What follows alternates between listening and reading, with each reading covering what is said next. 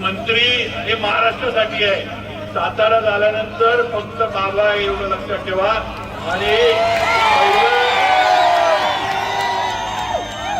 सातारा झाल्यानंतर पहिला आपण सातारकर आणि मग काय असेल ते लवाजमा जो असेल तो नंतर.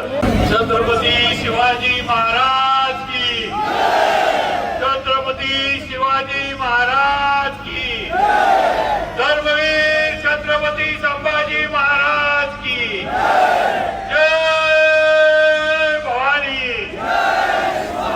जय शिवाजी, हर हर.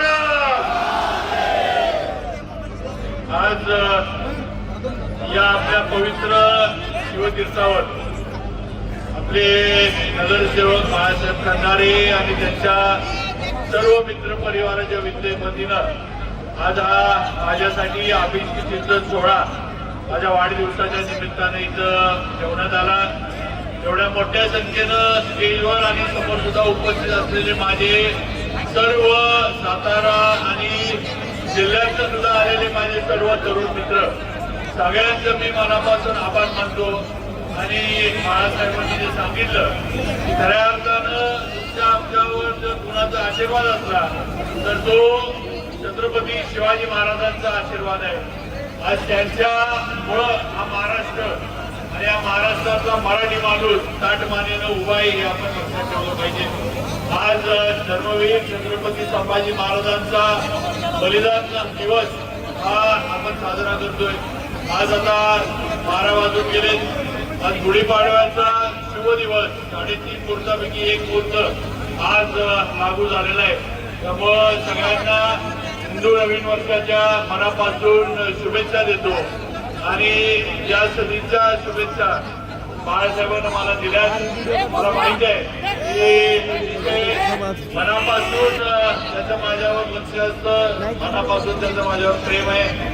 आणि नक्की जरंडेश्वराच्या आशीर्वादानं तुम्ही मी आपण सगळे हे उदंड आयुष्य आणि निरोगी आयुष्य आपल्याला मिळेल याची मला खात्री आहे. परत एकदा बाळासाहेबांचं आणि सर्वांचं आणि तुमचं सगळ्यांचं आज एवढ्या मोठ्या संख्येनं उपस्थित राहिला त्याबद्दल मनापासून आभार मानतो. असंच प्रेम राहू दे.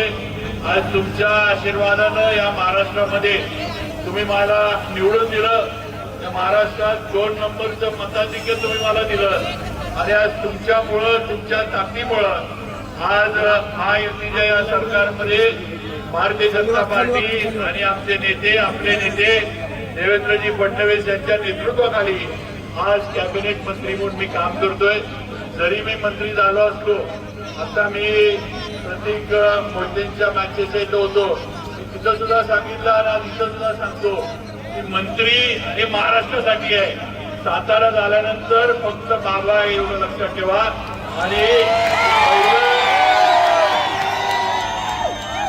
सातारा झाल्यानंतर पहिला आपण सातारकर आणि मग काय असेल ते लवाजमा जो असेल तो नंतर.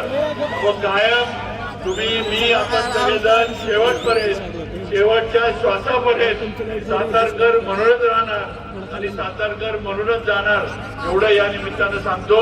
परत एकदा सगळ्यांचं मनापासून स्वागत, सगळ्यांचं मनापासून आभार, बाळासाहेबांचं मनापासून आभार मानतो. आणि वाढदिवसाच्या शुभेच्छा आपण दिल्या त्याबद्दल थँक्यू आणि लव्ह यू ऑल एवढंच सांगतो.